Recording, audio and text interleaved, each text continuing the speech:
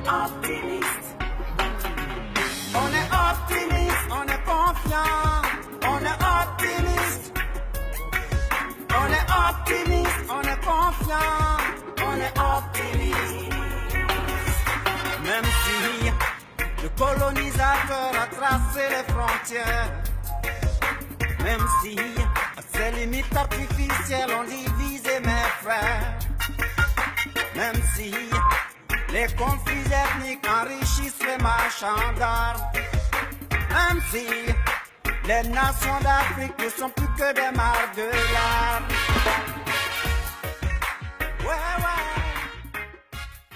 On a voulu montrer une Afrique misérable. Dire qu'avant l'arrivée des Européens, des Arabes, des Asiatiques, nous étions dans la sauvagerie la plus totale. Mais c'est tout simplement parce que l'histoire a toujours été écrite par les vainqueurs. J'ai toujours dit que s'il y a une matière que les nègres négligent, c'est bien l'histoire. L'histoire est une arme de destruction mentale.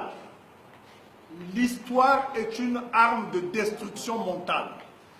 Avec une mauvaise version de l'histoire, vous contrôlez l'émotion d'un peuple. Et aujourd'hui, les Occidentaux, aussi bien les Orientaux, payent des Africains instruits qu'ils ont formés pour faire le sale boulot. Aujourd'hui, ce ne sont plus les Occidentaux qui font le sale boulot. Ce sont les Africains payés, diplômés. Si on veut boire de l'eau potable, mieux vaut aller s'abreuver à la source et non à la mouchure. L'histoire de l'Afrique s'est déroulée en Afrique. Et seuls les Africains qui vivent en Afrique ou ayant parcouru le continent ont l'habilité d'en parler et d'écrire sur l'histoire de l'Afrique. J'ai parcouru l'Europe de long en large, je connais même mieux l'Europe que l'Afrique. Jamais un institut européen me fera de moi un spécialiste de l'Europe. Comment des Européens qui n'ont jamais mis les pieds en Afrique, qui ne parlent aucune langue africaine, peuvent se considérer comme des spécialistes de l'Afrique? Et à chaque fois qu'il y a une crise au Niger, une crise au Mali, une crise en Gambie, une crise en Côte d'Ivoire, une crise en Libye, une crise au Maroc, c'est ces gens-là qu'on appelle qui viennent parler à la place des Africains. Ça s'appelle de l'escroquerie intellectuelle. Et je vous mets en garde contre tout imposteur qui viendra ici vous imposer la version du chasseur. Je vais vous emmener dans une Afrique, non pas mythique, mais une Afrique réelle. Cette Afrique existe encore aujourd'hui. Cette Afrique date avant toutes les religions abrahamiques, avant le judaïsme, avant le christianisme et avant l'islam. Parce que dans le subconscient des Africains chrétiens, la vie a commencé lorsque le christianisme est arrivé en Afrique. Dans le subconscient des Africains musulmans, l'Afrique a commencé lorsque l'islam est apparu en Afrique. Mais avant que toutes ces grandes religions n'apparaissent en Afrique, il y avait la vie. Il y avait des grands empires. Il y avait des grands érudits. Il y avait des écritures. Il y avait la beauté. Et c'est ça que je vais vous montrer. J'ai pu fixer en moi la fierté d'être africain, de penser, de manger et de boire africain. Le Coca-Cola, les Fanta, c'est bon. Mais le Bissap, le Zomcom et le Dolo sont meilleurs.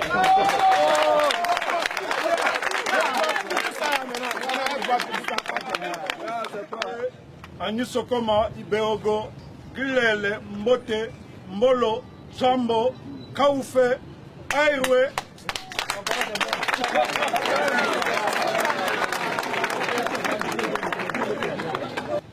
Les Africains disent dans un proverbe très éloquent, le serpent ne s'attrape pas au milieu mais par la tête. Nous allons faire la genèse de notre histoire. Car comme je le disais tantôt hier, l'université africaine telle qu'elle a été conçue est destinée à fabriquer des domestiques. Si on veut boire de l'eau potable, mieux vaut aller s'abreuver à la source et non à l'embouchure. Lorsque vous allez vous abreuver à l'embouchure, vous vous intoxiquez. Et c'est ce qui explique que vous avez reçu ce qu'on appelle de la connaissance radioactive. Les Africains ont appris à détester leurs ancêtres. En tournant le dos à nos ancêtres, nous nous sommes maudits et nous avons créé un ravin qui nous sépare de nos ancêtres. Un peuple qui méprise ses aînés ne peut pas connaître le bonheur. Parce que le premier déficit dont souffre l'Africain n'est ni économique, ni intellectuel. Un peuple dépouillé de son esprit est un cadavre. Vous êtes donc des cadavres. Et je me suis rendu compte, malgré les années passées à la faculté, il y avait encore beaucoup de choses à compléter. Et je considère que, malgré toute cette connaissance emmagasinée, il vous manque encore l'essentiel. C'est ce qu'on appelle l'ancrage culturel. Avant de maîtriser la culture d'autrui, commencez par maîtriser la vôtre. Toutes les religions disent qu'au commencement était le verbe, pas l'écriture. L'écriture n'a jamais précédé le verbe, c'est la parole qui précède l'écriture. C'est parce que nous sommes ignorants. Il existe des écritures en Afrique, dans l'Ouest africain, aussi bien en Côte d'Ivoire, au Congo, en pays Ashanti. Il y a des idéogrammes. Moi, en ce moment, je suis en train d'étudier une écriture qui s'appelle le Kassim. Le Kassim est une langue et une écriture utilisée dans une région entre le Ghana et le Burkina Faso qui s'appelle le Naouri. Et c'est l'écriture et la langue des Kassena. Nous avons des idéogrammes au Mali, notamment chez les Dogons. Il y a une écriture que vous pourrez trouver dans le musée Africa Museum, situé dans la forêt de Bergendal en Hollande. Je suis effrayé de voir que l'élite intellectuelle africaine n'est même pas au courant qu'il existe des écritures en Afrique. Vous savez, toute civilisation est mortelle. Donc nous avons été colonisés, nous avons subi un génocide, non seulement physique, économique et culturel. Ce qui explique que beaucoup d'écritures ont disparu, mais il existe des traces. Les Congos disent dans un proverbe très éloquent, là où l'eau passe, l'humidité reste. Donc on a beau effacer toute cette culture, il y a quand même des traces, des vestiges qui attestent qu'il y a eu des écritures en Afrique. Par exemple, les Européens n'ont jamais inventé une seule écriture. Donc déjà, on va inverser les choses. Ici en Afrique, il y a beaucoup d'écritures, datées, pas datées, il y en a plein. On peut sortir. Gigandi. On a même sur différents supports. Il y a les Gigandi au Nigeria, justement, c'est des cordes. Ils s'appellent ça Gigandi au Kenya, au Niger c'est Aroko. Ce sont des cordes. Donc on écrit sur différents supports. Mais les Européens n'ont jamais inventé une seule écriture. L'écriture grecque n'a rien de grec. L'écriture cyrillique qui en découle n'a rien de cyrillique ou d'européen. L'écriture grecque, ça vient du phénicien. D'ailleurs, pour ceux qui se souviennent un peu des textes de Virgile, il y a un livre qu'on lit en 6e même, hein, Les Métamorphoses de Virgile. Il explique l'histoire de Cadmos dans ce livre. C'est un livre qu'on lit en 6e. Hein. Il explique comment Cadmos vient d'Europe pour chercher sa sœur qui s'appelle justement Europe, qui a été enlevée par les dieux Zeus. Leur père c'est un jeu d'or. Et il explique comment Cadmos amène l'écriture aux Grecs. D'ailleurs, comment les Grecs appellent même l'écriture. Parce que quand on dit écriture, on utilise une racine latine qui en latin même veut dire graver. Scriptum en latin, texto veut dire graver. Parce que là on a déjà l'idée de la chose. Quand on dit écriture, on ne parle pas de la racine du mot, on parle du fait qu'on sait déjà ce qu'est l'écriture. Et il y a un mot consacré, c'est écriture. Mais si je prends le scriptum latin, c'est plus fin l'anglais, veut dire graver, c'est pas d'écrire. Mais le bassin courant vulgaire. Bon, en fait, moi je cite le bassin parce que je connais un peu ma langue quand même. Hein. On peut pas ça. Voilà, on dit tila. Ça c'est écrire. Mais si je veux dire graver, c'est moite. Et que je me trompe pas, moite et tila, c'est pas le même mot. Et je ne sors pas du bassin là. Quant au mot bassin tila, sa racine, je pense, c'est teref en égyptien. Parce qu'il n'y a pas que sèche pour écrire. Il y a teref, ça veut dire aussi écrire. Ça c'est l'égyptien. Sinon, comment les Grecs même disent l'écriture quand ils veulent parler dans leur langue? Ils disent des choses phéniciennes. C'est qu'au-delà du mot écriture, latin, ou plus fin grec, quand ils veulent maintenant donner un mot pour signifier ce qu'ils font, je crois les Grecs anciens, ils disent des choses phéniciennes. Et c'est facile à voir. Alpha, c'est Aleph, c'est du phénicien. Beta, c'est bête, la maison, c'est du phénicien. Gamma, c'est Gamil, le chameau. D'ailleurs, les Arabes continuent à dire comme ça. Gamal, Gamil, chameau, c'est du phénicien. Delta, c'est Dalet, c'est du phénicien. Dalit. Donc, tous ces mots-là, sans exception, sont Phéniciens.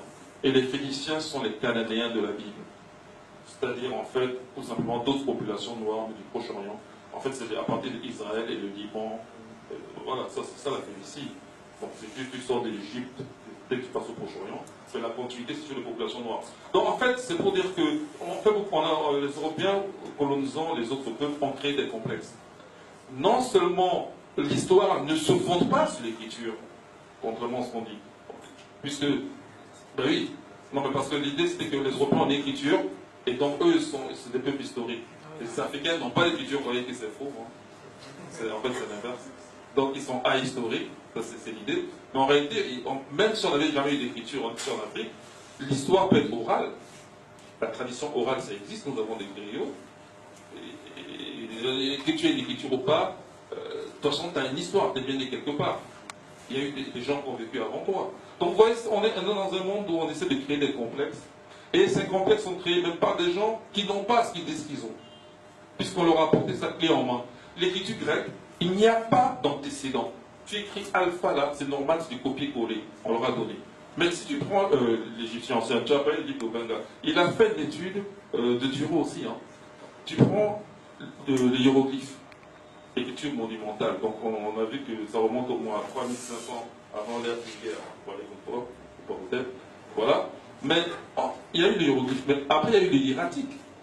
Sauf que entre le hiéroglyphe et le hiératique est une simplification des hiéroglyphes pour aller plus vite, écrire sur papier, faire des mathématiques, écrire des textes de médecine, il s'est passé plus de 1000 ans. C'est-à-dire que 1000 ans, pendant les 1000 ans, c'est plusieurs générations qui se suivent, pendant lesquelles, petit à petit, on arrive à créer quelque chose de plus pratique. 1000 ans. Ça, c'est une invention, une amélioration autochtone sur place. Il n'y a pas d'import clé en main. Maintenant, pour passer de l'hiératique au démotique, qui est de l'écriture cursive, il s'est passé encore au moins 1000 ans. Ça veut dire que l'attestation du fait que cette chose est autochtone vient de la durée à chaque fois pour faire un progrès. Même des petits progrès, ça prend du temps. Alors que les Grecs, du jour au lendemain, ils ont une écriture bien établie, qui est déjà même cursive.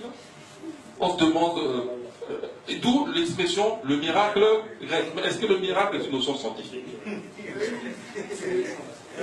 Et je vous ai apporté ce soir la charte de Kurokan Fuga, c'est-à-dire du royaume manding.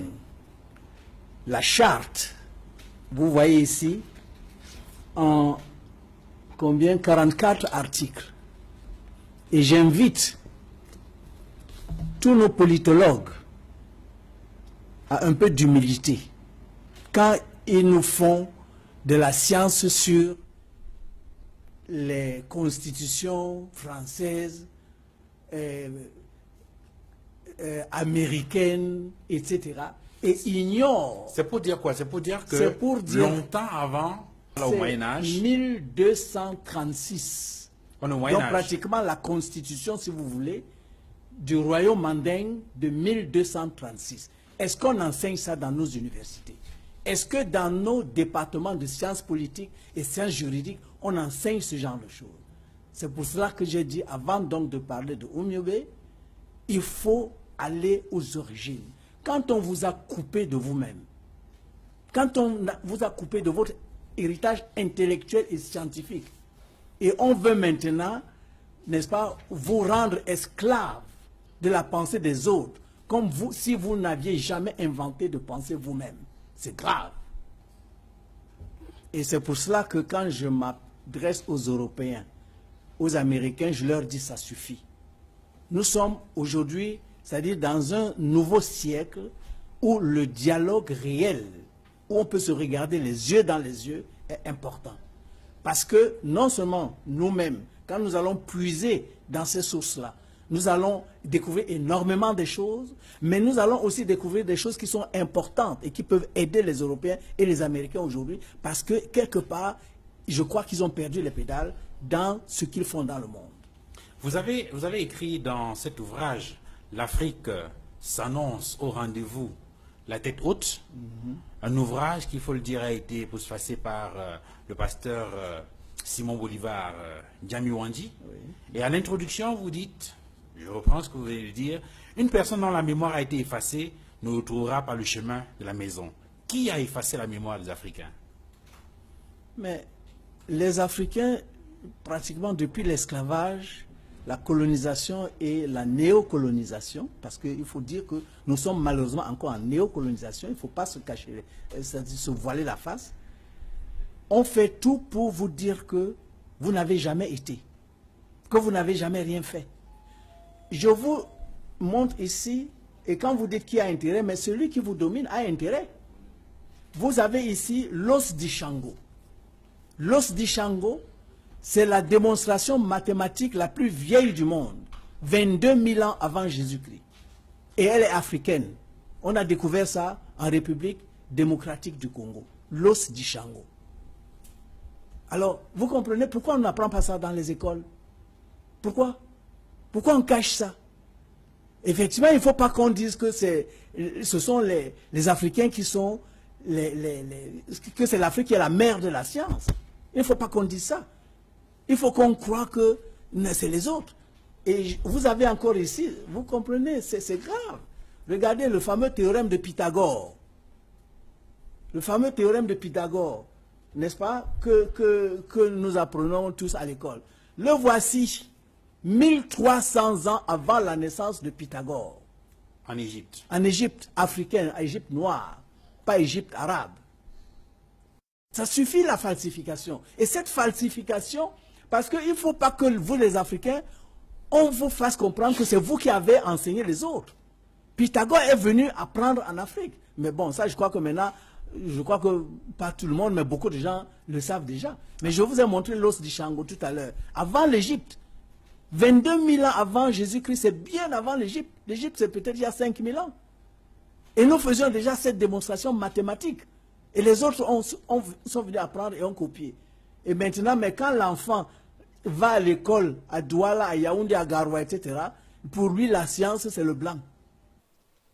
Alors, l'égyptologie, c'est, au fond, c'est une spécialité de l'histoire. C'est-à-dire, c'est étudier l'histoire ancienne de l'Égypte pharaonique.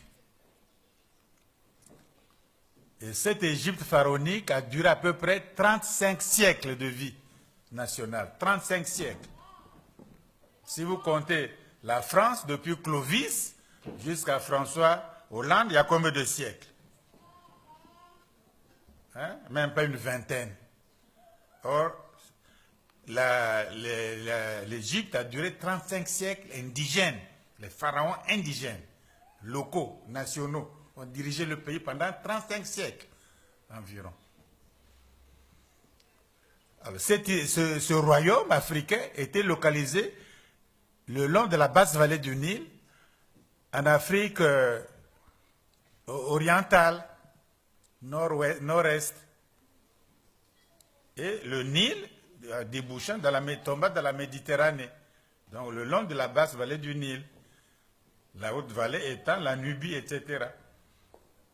Donc, géographiquement, c'est une contrée africaine. Géographiquement. Or, déjà, géographiquement, on vous enlève ça, on dit c'est le Proche-Orient. Mais le Proche-Orient, quelle est sa localisation géographique? On ne sait pas trop.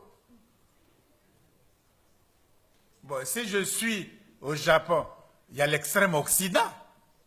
C'est-à-dire la France et l'Angleterre. Est-ce qu'on les appelle l'extrême Occident? Pourquoi on appelle les autres extrême Orient? Mais on devrait aussi appeler l'extrême Occident. Ça ne marche pas, la psychologie, non? C'est eux qui sont Proche-Orient, Moyen-Orient, Extrême-Orient, hein, Middle East, mais les autres, l'Angleterre, tout ça, l'Irlande, c'est l'extrême Occident. Mais on n'en parle pas. On n'en parle pas. Vous voyez bien que déjà c'est... Donc, ils veulent dire que c'est le Proche-Orient, Middle East, c'est des histoires. Quelqu'un a les limites géographiques de ça. C'est purement idéologique. C'est purement idéologique. Mais autrement, géographiquement parlant, physiquement parlant, concrètement, l'Égypte pharaonique était bien sur le continent africain. Donc, on balaye déjà l'argument, disons, géographique. Maintenant, ils étaient Bon, des Noirs, on a créé une race brune. Donc, de tous les peuples méditerranéens, c'est la seule race brune. Les Grecs ne le sont pas, les Romains ne le sont pas, il n'y a que. Ben, enfin, bref, on a fait les dosages de la mélanine pour doser le taux de mélanine dans la peau. On a fait ça à Liverpool, on a fait ça à Manchester. On a publié ces études plus ou moins secrètement. Ces études disent parfaitement que la peau n'est pas brown ou dark, ils disent bien c'est black. C'est écrit comme ça en anglais. Cheikh Anta Diop a fait les mêmes dosages. Il a demandé au professeur Moni de venir les voir au laboratoire à Dakar. C'est de la mélanine, le dosage est très fort de la mélanine. Le professeur Bilolo, ici présent, a étudié ce qu'Aristote a dit de Visou. Il a dit que les Noirs, les Égyptiens ne sont pas noirs. Les Égyptiens sont très noirs. Agan, mélanès, ils sont très noirs. C'est Aristote qui le dit. Il a été là-bas. Bon, il y a beaucoup de témoignages de Hérodote qui a été là-bas, a vu les pyramides, a discuté avec les prêtres, pas jusqu'à Thèbes, etc., a vu tout le pays, les marchés, tout. Il a dit qu'ils ont la peau noire et les cheveux crépus. Alors, si vous habitez l'Afrique, on vous dit que vous avez la peau noire, très noire, que vous avez les cheveux crépus, tournés encore un tour du bouchon. Si je prends un cheveu à moi, je mets sur la table, je prends un cheveu de blanc, je mets sur la table, on voit bien que mon cheveu se tourne, se contourne, en tire-bouchon. Tandis que le cheveu de blanc est droit. C'est ça, les cheveux crépus. Maintenant, on veut les défriser. C'est ça. Les dames veulent les défriser maintenant. Pour enlever les frises, on veut défriser. Bon, donc, quand vous habitez l'Afrique, vous avez la peau noire, les cheveux crépus, et d'ailleurs, d'autres auteurs ajoutent que vous avez le nez épaté. Bon, ça suffit, je crois, pour être noir, pour être africain. Parce qu'en fait, ils ne connaissent pas. Ils ne connaissent pas, ils prétendent connaître. Ils ne connaissent ni l'acadien en question, ni le babylonien, ni les langues sémitiques, l'hébreu, le phénicien. Ils ne savent pas. Le palmérien, tout ça, la langue du Christ, l'araméen. Ils ne savent pas. Le syriaque, ils ne connaissent pas. Ils croient éblouir les gens comme ça en disant les langues sémitiques. On connaît les langues sémitiques. On connaît l'égyptien ancien. Hein? On connaît les langues africaines. On a la technique de la comparaison. Alors pourquoi ne pas faire le boulot? Donc au fond, ce débat est fini. De l'Égypte, noire, pas noire, africaine, pas africaine. Bon, il reste peut-être l'ignorance. Mais autrement, comme a dit madame, bon, c'est fini maintenant. C'est déjà acquis. Mieux, il y a eu le colloque du Caire. Puisque l'UNESCO a fait les volumes. Les 8 volumes d'histoire de l'Afrique. 8 volumes. Et Cheikh Anta Diop a dit, le deuxième volume porte sur les origines africaines. Moi, je vais écrire sur l'Égypte antique. Alors, si j'écris, vous allez dire dans les histoires de Cheikh Anta Diop, il faut qu'il y ait un débat international sur cette question de l'Égypte antique. Ça a eu lieu au Caire, en janvier et février 1974. Il y avait plus de 20 égyptologues. Cheikh Anta Diop était là, moi j'étais là. Plus le président Senghor avait dépêché un journaliste sénégalais, Pape Diop, qu'on serait battu pour qu'il fasse le rapport. Bon, moi j'étais là, j'ai vu, on a discuté, il y a le rapport. Mais que dit le rapport? Sur le truc des peaux noires ou quoi là. Bon, mais dites le contraire d'Hérodote, dites le contraire d'Aristote ou de tant d'autres, ou de la mélanine, des laboratoires, il n'y a pas le contraire. La culture, eux-mêmes ils ont reconnu. Les langues, même Sonoron, qui était l'un des meilleurs grammairiens, a reconnu nos travaux, appréciés. Ils ont dit même qu'il y a eu des résolutions. Donc ce problème-là, toutes les thèses fondamentales défendues par Cheikh Anta Diop dans la Nation d'agriculture ont été validées. Pendant le colloque international au Caire, il n'y avait que 2 Africains, non, 3 même, un Soudanais. Il est bon de savoir que après l'invasion de l'Égypte, l'Afrique a continué. L'Afrique ne s'est pas arrêtée. Après notre dispersion de l'Égypte, les Africains ont continué à créer, ils ont créé d'autres brillantes civilisations, peut-être pas aussi brillantes que la civilisation égypto-nubienne, mais en tout cas, il y a des grandes civilisations et des bribes de civilisation qui peuvent nous permettre de nous réconcilier avec nous-mêmes. Et les Africains disent, dans un proverbe très éloquent, si vous voulez boire de l'eau potable, allez vous abreuver à la source et non à l'embouchure. Vous ne ferez jamais l'Afrique en Occident ni en diaspora. L'Afrique ne s'est jamais déplacée, elle est là. Elle n'attend que vous. Il suffit de se déplacer pour aller s'abreuver. C'est ce que je fais. Vous avez ici la Libella. Vous en avez certainement entendu parler. Ce sont 11 églises qui ont été construites pendant plus d'un siècle. L'empereur Lalibela, qui était l'un des monarques éthiopiens, avait ressenti le besoin de construire 11 églises dans la roche, qui sont classées au patrimoine mondial de l'humanité et qui font partie des 8 merveilles, les plus grandes merveilles du monde. Les 11 églises sont reliées par un tunnel.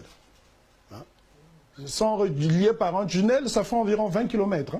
Et vous n'avez pas le droit d'allumer la lumière. Cette place s'appelle la Piazza dell'Obelisco, en italien, je parle couramment italien. Donc la Piazza dell'Obelisco, c'est la place de l'obélix. C'est un peu l'équivalent de la place de la Concorde. Le point commun entre les deux places, c'est qu'il s'agit de deux monuments qui ont été volés en Afrique. Celui qui est à la place de la Concorde en France a été volé en Égypte, puisque la place de la Concorde à l'époque était une place où on guillotinait les gens. Ça s'appelait à l'époque la place de la Révolution. Donc pour renforcer l'unité nationale, on l'a appelée la place de la Concorde, qui est la Concorde nationale. Donc ici, c'est en Italie, à Rome, vous avez également une place qui s'appelle la Piazza dell'Obelisco. Alors, en octobre 1935, malgré les multiples conventions qui ont été signées entre l'Italie et l'Éthiopie, des conventions de non-agression, des pactes de non-agression, celui qu'on appelait il Duce Benito Mussolini, fasciste italien, décide quand même de violer les pactes de non-agression pour aller attaquer l'Éthiopie. C'était en octobre 1935. Et il fera un discours que j'ai ici, en disant que à la conférence de Versailles, nous n'avons reçu que des miettes.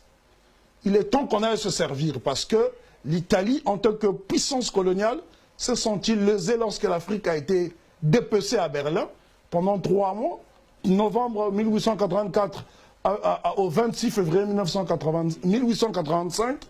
Donc l'Italie se sentit lésée. Donc l'Italie a décidé d'aller se servir, elle s'est bien servie.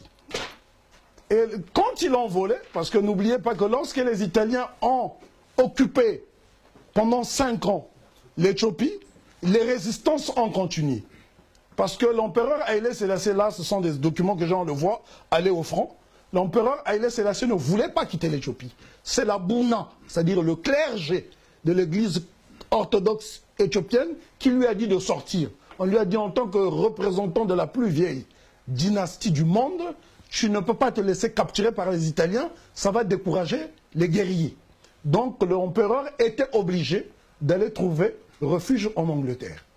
Ce qui fera dire à Garvey que Haïlé Sélassié était le plus grand traître de la race noire. Mais Garvey n'était pas devin pour savoir que l'empereur, c'était une stratégie et qu'il allait repartir pour récupérer. Et donc finalement, une fois que l'Éthiopie a été libérée, parce que les Italiens n'avaient pas occupé toute l'Italie, puisqu'il y avait des guerriers qui constituaient la garde impériale éthiopienne, qu'on appelle les Mursi.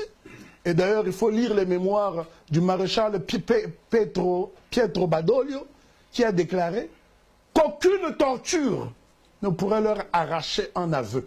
C'est-à-dire qu'on pouvait torturer les éléments de la garde impériale, ils ne trahissaient aucun secret. Donc l'Éthiopie, après la libération, a réclamé l'obélix d'Assoum, Assoum qui est une ville de l'Éthiopie, où l'obélix a été volé. Alors, on ne sait pas comment l'objet a été volé, parce que c'est quand même de la pierre, ça pèse des tonnes, hein, comme quoi que lorsqu'on dit que les Africains vendaient, si ces gens-là sont capables de voler des tonnes de pierres, c'est qu'ils peuvent facilement voler des hommes. Je pense que l'être humain pèse moins lourd qu'un tel objet, parce qu'ils disent que les Africains, pendant la traite négrière, vendaient leurs frères, mais ça, on ne l'a pas vendu, la preuve, ils l'ont restitué, 70 ans après. Donc nous attendons aussi qu'ils nous restituent nos enfants. Parce que s'ils ont pu voler la pierre, hein, puisqu'ils disent que nous on vendait, mais ça on n'a pas vendu puisqu'ils l'ont restitué. Si vous restituez, c'est que vous êtes un voleur, n'est-ce pas? Alors il a fallu 70 ans. Et l'obélisque n'a été restitué à l'Éthiopie qu'en 2005, je m'excuse. Donc presque 70 ans après. Mais seulement il y a beaucoup d'autres choses qui ont été volées. Notamment 1 million de livres qui ont été volés par les soldats de la reine Victoria qui sont venus en expédition en 1863 à Magdala. Plus d'1 million de livres. L'Éthiopie les réclame encore aujourd'hui. Moi, à chaque fois qu'il y a le procès, je me rends en Angleterre pour assister au procès. À chaque fois, quel que soit l'endroit où j'ai. Et ce sont des choses qu'on a pu consigner. Donc ça a été restitué. Mais seulement avant de restituer ça, les Italiens ont grugé. Ils ont dit, ouais, on ne sait pas comment le rapatrier. Là, le Premier ministre Meles Zenawi, qui vient de nous quitter, qui nous a quittés cet été au mois de septembre, a dit, mais si vous avez pu l'emmener, c'est que vous pouvez le retourner. Donc, utilisez le moyen qui vous a permis de l'emmener pour le retourner. Voyez-vous la mauvaise foi? Les voleurs, c'est ça. Ça, ce sont les voleurs. Et c'est une affaire très sérieuse, vous allez voir. Il y a eu toute une fête autour de ça. Il a fallu une coopération entre l'UNESCO, la Russie et l'Union européenne pour restituer l'obélisque. Donc on a dû découper l'obélisque, parce qu'en bateau ça ne rentrait pas, alors, et pourtant ils l'ont bien emmené. Mais pour ça a été le problème. Mais bon, au moins de tous les voleurs, les Italiens ont fait un monde honorable, puisque eux, au moins, ils ont restitué un seul objet, parce qu'il y a beaucoup de choses à restituer. Il est plus facile de voler un enfant, un être humain, que de prendre un truc aussi costaud. Regardez vous-même, pour le retourner, il a fallu un Antonov. Voyez-vous? Alors ici, nous avons le Tata de Sikasso. C'est une photo qu'on voit partout parce qu'elle a été déclassée. Il n'y a plus de droit d'auteur, hein, c'est rentré dans le domaine public. En fait, ce n'est pas une photographie, c'est une illustration qui a été faite par l'un des illustrateurs du général Federbe. C'est l'homme qui a constitué les premiers tirailleurs. C'est lui qui les a constitués pour attaquer Madagascar, pour attaquer un peu de gauche à droite. Et c'est lui qui va casser ce mur, qu'on appelle le Tata de Sikasso. Le mur existe encore aujourd'hui. Hein? Non, mais il y a des morceaux de murs, des gros morceaux de murs que j'ai filmés et photographiés. Alors la ville de Sikasso est contiguë, c'est la région la plus verte du Mali. La ville de Sikasso est contiguë à la région, à la ville d'Orodara, qui se trouve au Burkina Faso. C'est ce qu'on appelle le pays Sénoufo. Donc c'est le croisement entre la Côte d'Ivoire, le Mali et le Burkina Faso. C'est là, vous avez une spiritualité qu'on appelle le Konon. Et ça ne blague pas. Donc ici, il y avait un roi qu'on appelait Babemba Traoré, qui a préféré se donner la mort plutôt que de capituler. Et des rois comme ça dans l'histoire de l'Afrique, il y en a beaucoup. Alors lorsqu'on dit que... Parce que j'insiste toujours sur la vente. Hein. On dit que les rois africains collaboraient, et pourtant il y en a qui se sont suicidés. Ils n'apparaissent pas dans les livres d'histoire. Ici, vous avez une ville qu'on appelle la ville de Gundam. Le maire, c'est une dame. Hein. C'est une ville même qui est menacée par les islamistes. Elle se trouve en plein désert. Cette ville a la particularité de n'abriter que des châteaux et des villas. Les maisons les plus petites ici font minimum 250 mètres carrés. Voyez-vous? Nous sommes passés des châteaux, des grandes habitations, à la case. Parce qu'un continent qui est attaqué en permanence, on ne peut plus bâtir. On devient mobile. Donc on est obligé de construire dans le provisoire. Et vous allez voir ce que vous allez voir, parce que là, nous rentrons dans l'architecture. Et donc, je vais vous emmener dans cette Afrique millénaire, et vous allez voir l'architecture de type soudanien. À ne pas confondre avec l'architecture de type soudanais. Pour distinguer, parce que le Mali, à l'époque coloniale, ça s'appelait le Soudan, parce que le mot Soudan vient de l'expression arabe qui s'appelle Azwad. Le vrai terme pour désigner le noir en arabe, on dit El Azwad. D'où le groupe de reggae très célèbre Azwad. Aswad. Parce que les Arabes considéraient toute l'Afrique subsaharienne comme étant le Soudan. Donc le Mali étant le premier pays qui leur a permis d'avoir des contacts, puisque ce pays était à l'époque réputé être le pays où poussait l'or comme des carottes. Et lorsque l'Afrique a été islamisée, a commencé à être islamisée, on va commencer à transformer ces édifices en mosquées. Mais à l'époque, c'était des palais de sultans. Ce qui est dommage, c'est que nous avons des architectes Des Africains qui font des études qui ne sont pas capables de reproduire les mêmes modèles. Aujourd'hui, lorsque vous allez au Mali, notamment à Bamako, même en Côte d'Ivoire, parce que toute cette architecture, ça partait du Ghana actuel jusqu'au Niger. On retrouve ces traces. Ça, ce sont des maisons qui sont restées. Et vous savez comment on construisait ces maisons? On mélangeait du riz avec du sable. Vous savez combien de tonnes de riz ça a pris pour construire cela? Si les Africains se permettaient d'utiliser des denrées alimentaires pour construire des maisons, c'est qu'il y avait abondance de nourriture. Aujourd'hui, il y a des ONG qui cotisent du riz pour nous. Nous sommes tombés si bas qu'il nous faut nous battre pour remonter au moins à la surface. C'est pour cela qu'on dit que les civilisations sont toujours mortelles. Aucune civilisation n'est figée dans le temps.